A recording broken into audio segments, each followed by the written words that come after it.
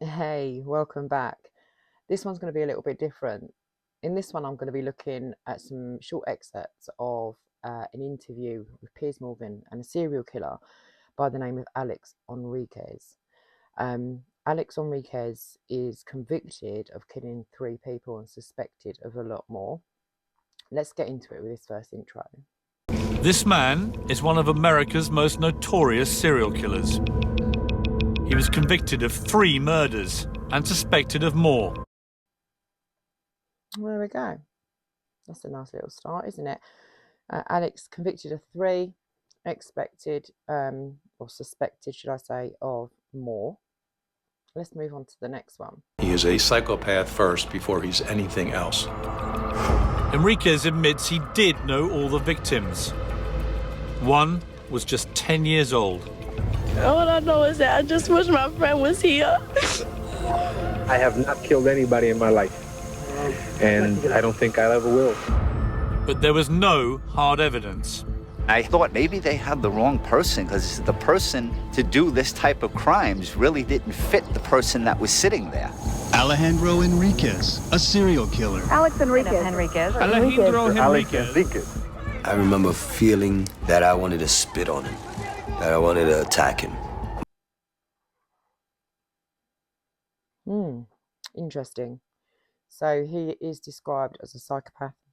Being a psychopath kind of falls into the theory of biological individualism. I have to say that slow because it's a really hard word to say for me for some reason. Do bear with, I have wrote notes on all of this because this is the first time I've kind of broke down an interview. So by that theory, I mean that it's believed he's predetermined to do crime. He's born that way. The psychopathic mind has no reasoning of right and wrong to a degree. And yeah, it's quite an interesting theory, although it doesn't kind of work across the board. Obviously, we're not all born to be killers, or are any of us born to be killers. There's psychopaths out there that haven't actually killed anyone. So yeah, it's a big argument around that. Anyway, let's get on to the next bit. Alex, you've been incarcerated for 28 years for crimes that you adamantly insist you did not commit. What kind of person were you before you were convicted? Well, I was a father, I was a son, I was a brother, and I was a husband. Was I perfect? Far from it. Was I an angel? Far from it. What were your imperfections? It's sad and embarrassing to say. I was married and I had a lot of girlfriends. That was my biggest, I guess, problem. But it was just that, I guess, as a man, I did things I wasn't supposed to do.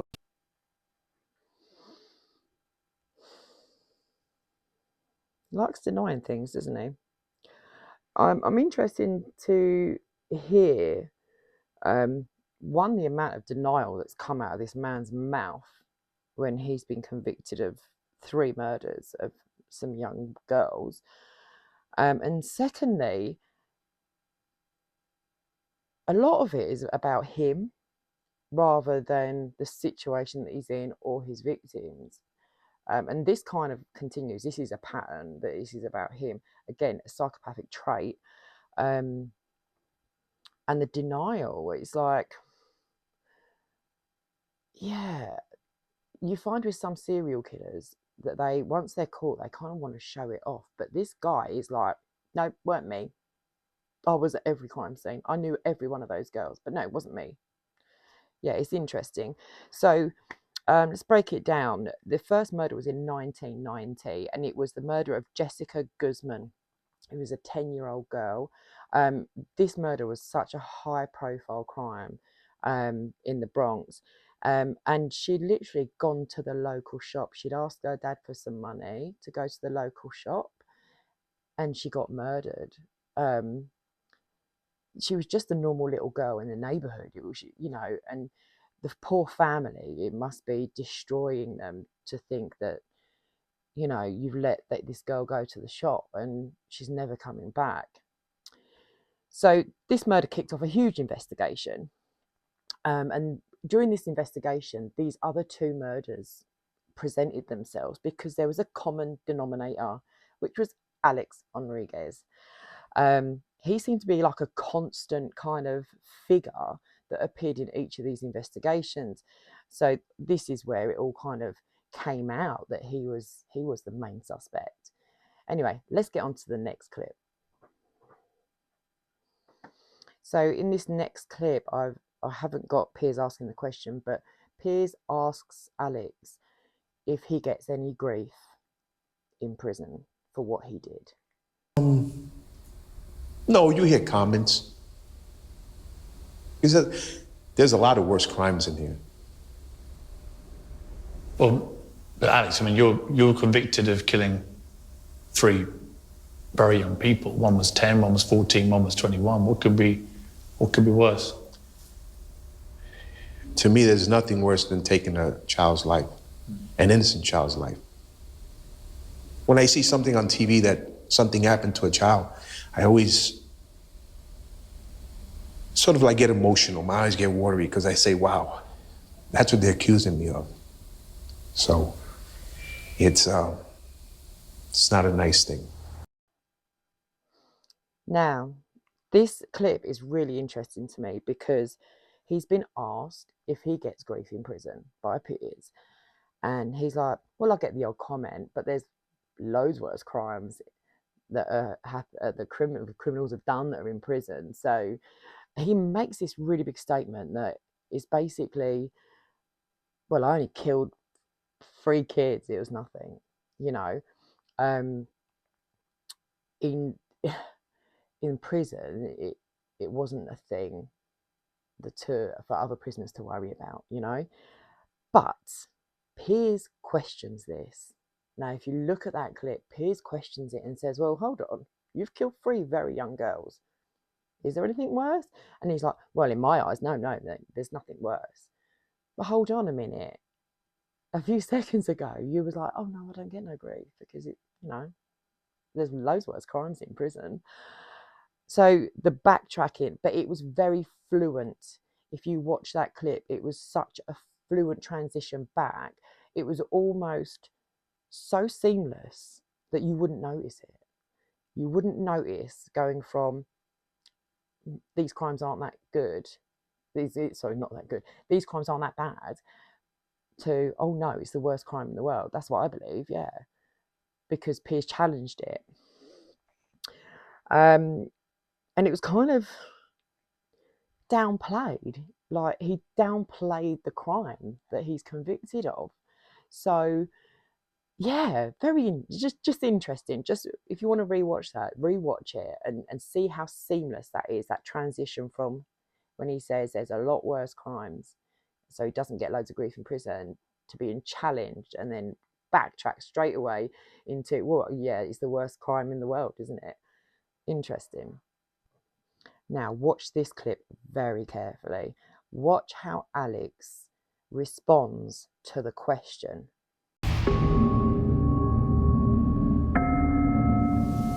Are you capable of hurting a child? Am I capable of hurting a child? No. Why would I want to hurt a child? Because I have children. And how many do you have? I have 2 girls. Ironically, my second daughter was called Jessica. It's the same exact name as one of the girls they accused me of killing.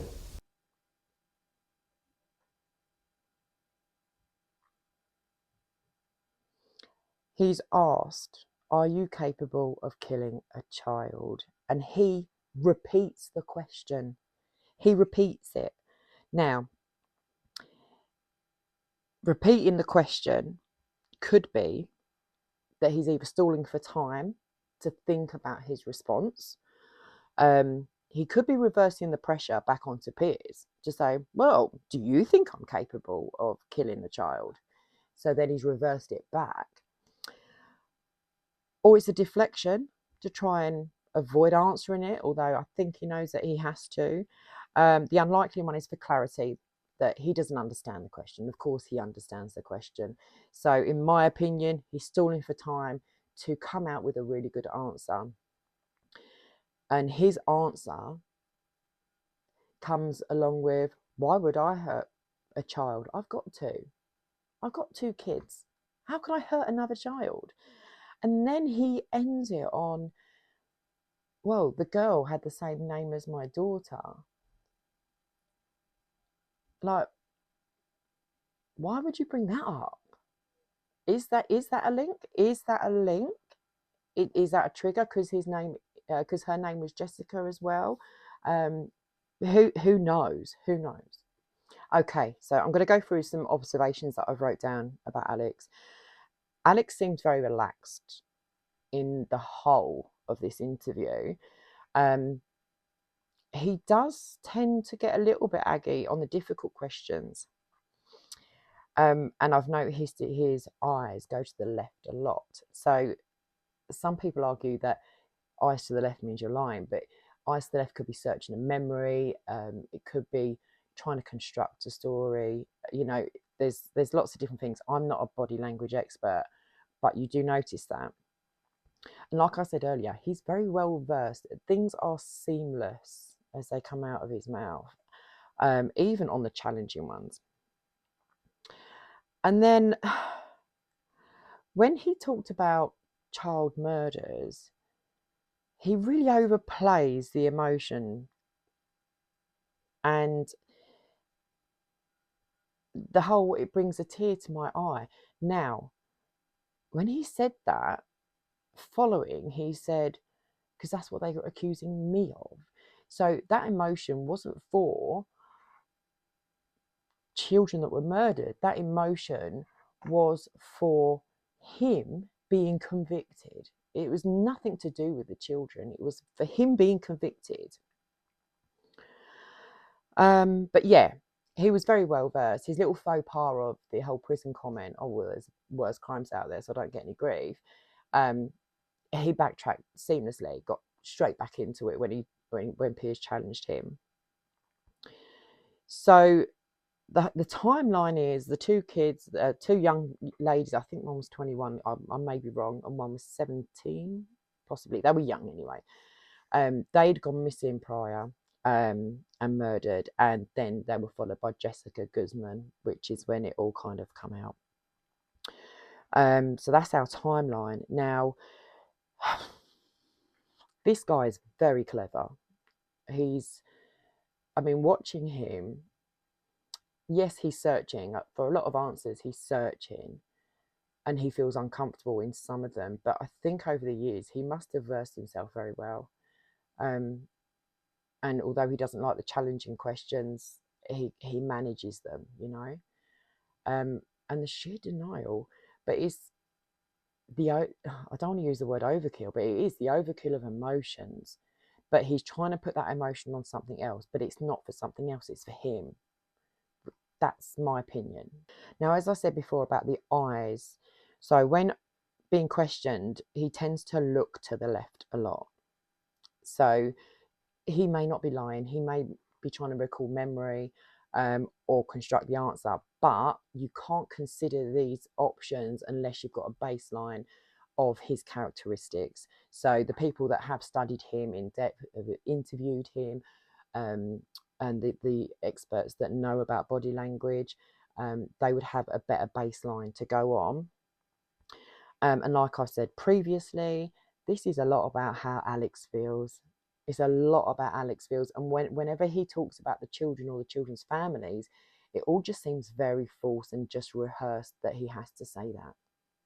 Now, the next clip you're going to see is Piers asking Alex directly if he killed these people. Now, he has got in his hands, you can't see it on the clip, Piers has got the pictures of these three young ladies in his hands. And the whole process of him getting past these by his producer, the first time in the whole interview, Alex doesn't break eye contact with Piers. He doesn't glance at what Piers is holding. Totally doesn't regard these photos at all. Like, he is locked onto Piers. Let's have a look. Did you kill these people? No, I didn't. I never, listen to me carefully, I've never taken anyone's life, not even an animal. Listen to me carefully. I have never taken anyone's life, not even an animal. Again, he's trying to show a comparison of, you know, well, I couldn't even kill an animal. How could I kill a child? And he's locked on. He's locked on. He's not looking at those photos, which is an avoidance, a complete avoidance and disregard for those 3 victims. Yeah, this is really interesting. Now, the police, through interviews, have found this guy so manipulative. And Piers is kind of given a rundown by the police, the detectives that interviewed this guy, and said, you know, what do I expect? And they've said, be careful. He's going to manipulate you, tell you stories, etc., etc. Now, looking through the whole video, there's not a massive amount of stories, but there's a lot of elaboration and comparisons.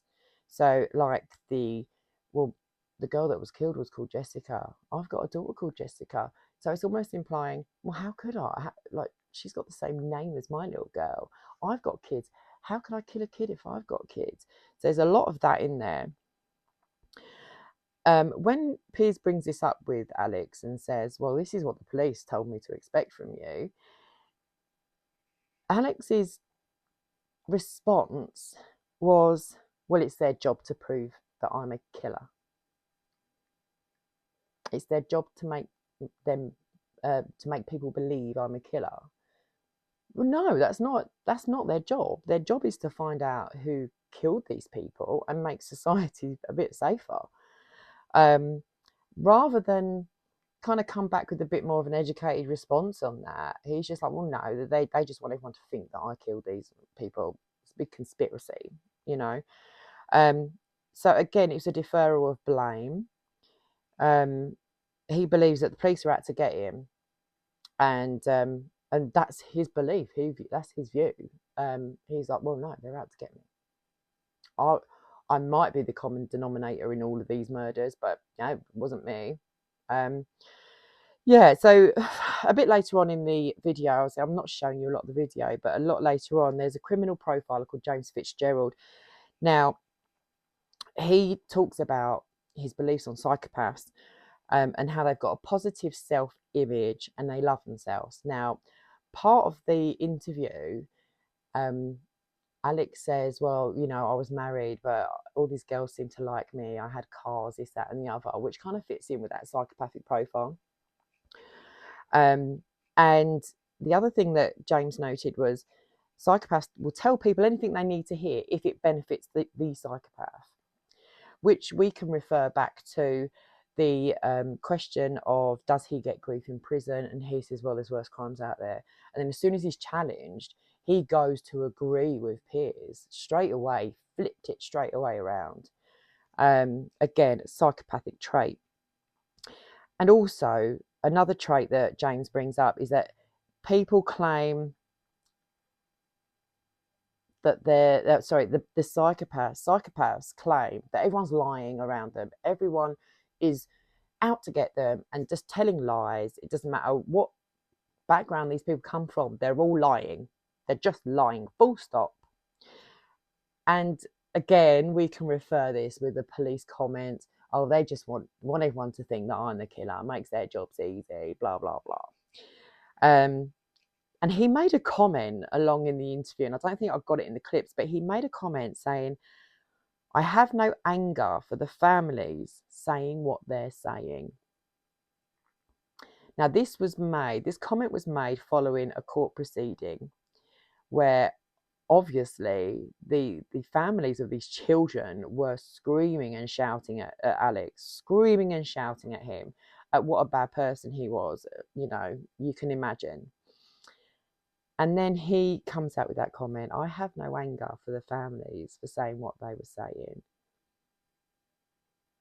Now, it's astonishing. It's really hard, I would like to say, as a kind of normal person, to understand why he would say that. You know, why would you be angry at them anyway? You killed their children.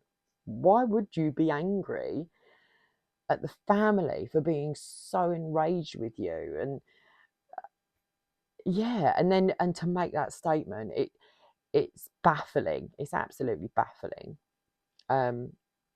Yeah, so these are the first kind of insights that I looked into.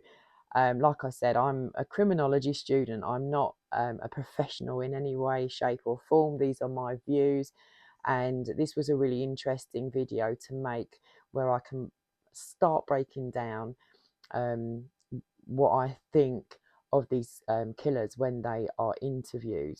And I chose one of Piers Morgan's interviews. I think his interviews are really, really good. They're straightforward. He asks really direct and difficult questions, and it's interesting to see how these criminals react. It's just so brilliant. I enjoyed that. It was interesting. Alex Enriquez is now in prison for life. He won't be seeing the light of day outside of that prison ever again, thankfully. Love to the families. And let's move on to the next video.